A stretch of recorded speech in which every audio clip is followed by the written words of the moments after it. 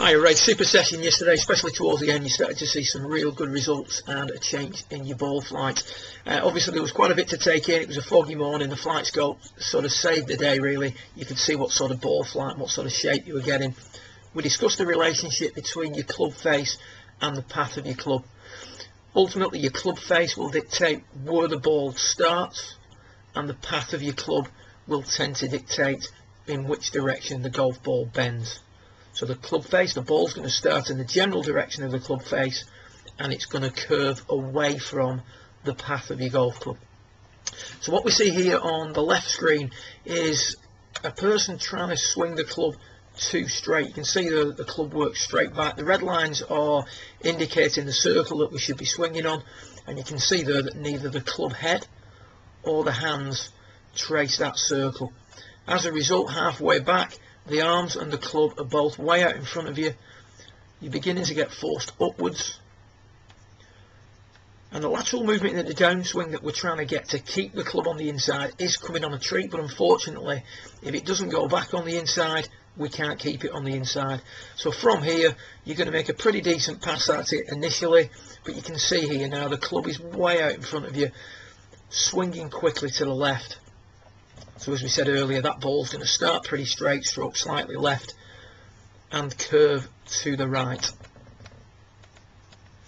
You can see also as you come through the hitting area, there's a tendency to want to stand up as you come through. There's a gaining of height to make room for your arms to swing through.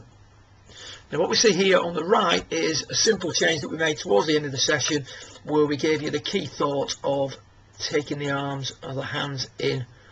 And what we see here now is a much more circular movement. You can see there that the club head traces the line, as do the hands. So the halfway back position, the club now is much more inside, much more on plane. If we compare that to your previous footage, as the hands get to waist level, you can see the marked difference there in the position of the golf club.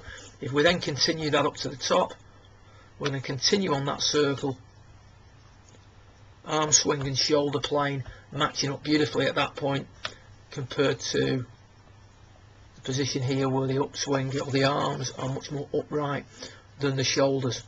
Now we're in a position where the club is on the inside, it's much more behind. As you can see there that the hands on the right are behind the right shoulder rather than above the right shoulder.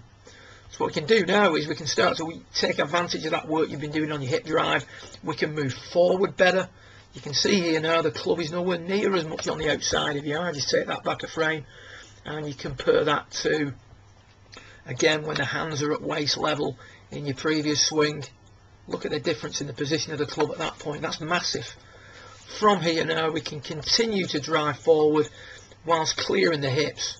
And you can see as you come through there is no standing up, no jumping out of your own way, a much smoother pass at it through the golf ball. And you can see the angle of approach now is from the inside. If we continue to hit out, that ball is going to curve to the left. If you can spend a little bit of time swinging like that, Ray, you're going to see a marked improvement in your overall performance, particularly with your driver. You've got the drill to work on where you straighten the right leg, place a little bit more weight on your left and hit some half shots. That's a beautiful exercise to just get a feel of your upper centre being forward, i.e. you moving forward in the downswing, which gets you moving the club more consistently from the inside. So if we just run the main swing through a few times for you just to view, see there nicely on the inside, swinging in a circle, much more rounded at the top, and now you can keep that club on the inside. Lovely swing to finish, Ray. Well done, good luck with it, and see you in a couple of weeks' time.